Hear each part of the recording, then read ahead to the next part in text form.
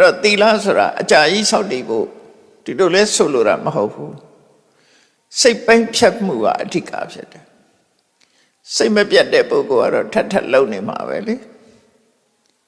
အခုဆောက်တည်လိုက်တော့ကြဖောက်ပြက်လိုက်ဆောက်တည်လိုက်ဖောက်ပြက်လိုက်အဲ့ဒါလိုနေမှာပဲအဲ့တဏှတိမကြီးတို့လိုပုဂ္ဂိုလ်မျိုးတွေကြတော့စိတ်ကပြတ်တယ်ဒါမလုံတော့ဘူးဆိုရင်တက်တယ်လို့မလုံတော့ဘယ်တော့မှမလုံတော့ရှင်အင်္ဂုလိမလာရဲ့အလောင်းကလည်းအဲ့တိုင်းပဲစိတ်ပြတ်တယ်တော့လူမတတ်တော့ဘူးဆိုရင်သူ့ကိုလာတတ်တော့မှသူကပြန်လဲခုခံပြီးသူများကိုတတ်မှာမဟုတ်ဘူးအဲ့လောက်တောင်စိတ်ပြတ်တာနော်သူပဲသိခံလိုက်မယ်သူများကိုပြန်ပြီးတော့တတ်မှာမဟုတ်ဘူး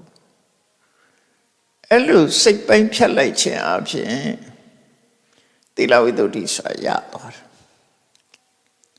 သီလဝိတ္တုဟာဘာအတွက်လဲလို့မေးရင်စိတ်တဝိတ္တု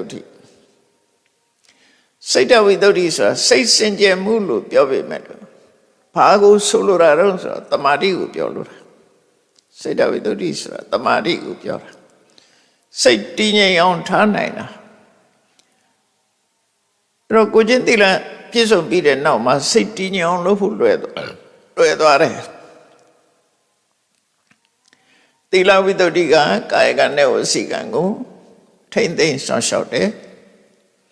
စိတ်တဝိတ္တုကစိတ်ကိုထိမ့်သိမ်းဆောင်ရှောက်တယ်